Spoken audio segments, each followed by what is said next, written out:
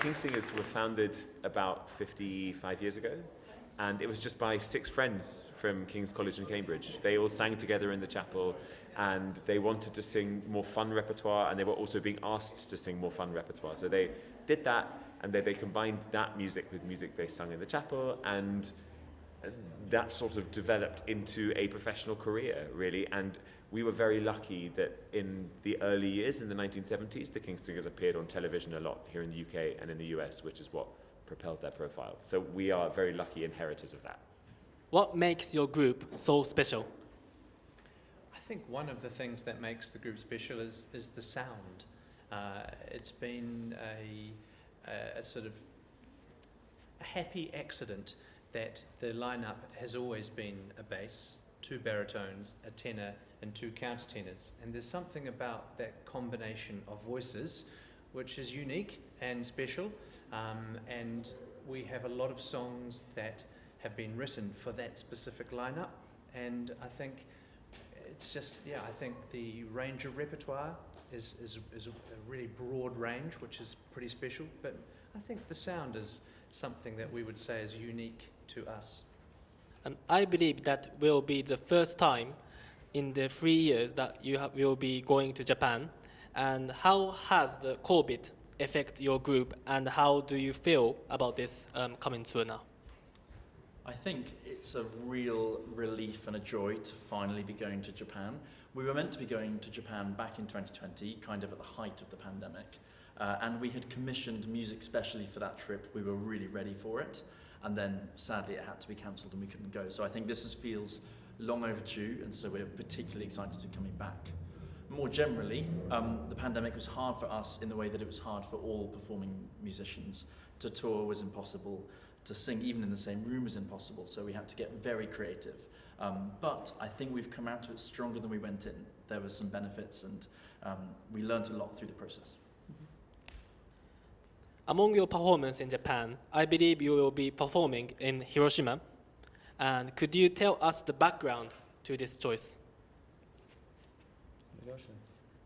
I'll give it a go. Well, so Hiroshima is somewhere that we have really wanted to go to, partly because none of us in the current group has been to Hiroshima for a concert yet.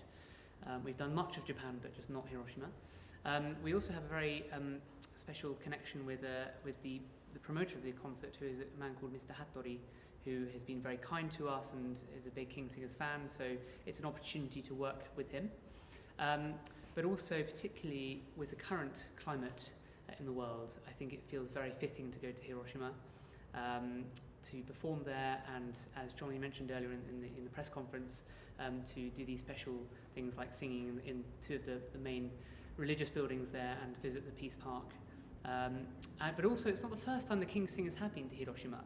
I believe the group went in 1980 or 1981 for a tour there. So it'll be nice to kind of be there for the first time in something like 40 years since the group last went. Why should people go to your concert in Japan? It's a great question. Have you got a lined up answer? No, I don't. Do you? I was just going to say, I think they're going to have a great time. We are entertainers. We love what we do, and I think that shines through from the stage. We get a lot of energy from our Japanese audiences because they're very enthusiastic and they love music as much as we do. So we have a range of music, all sorts of different styles, and some really fun stuff, which after being at home for a long time, it's time to have a good time together. And I think we would love to share an evening with all our fans in Japan. Is Japan special for you? Is it so why? It is. I think it is 100% special for us for lots of different reasons. Partially because Julian is half Japanese.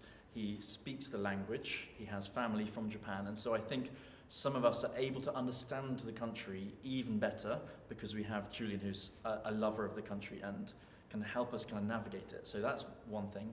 Japan is famous for its food, and we are all lovers of great food, so that's really key to us.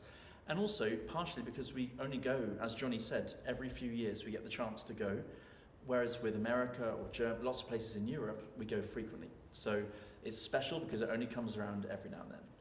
Is it also fair to say, sorry to jump in, that the people are so welcoming, remarkably welcoming, and I think it's a wonderful kind of cultural legacy that the Japanese have of politeness and care and attention, detail, and touring is a joy because things also don't go wrong. Like the train will leave on time, the hotel room will be ready, the concert room will have wonderful food backstage. You know, so it means that our lives are really pleasant when we're over there as well. See you in Japan for some music, some friendship, some laughter, some food, and some peace and harmony.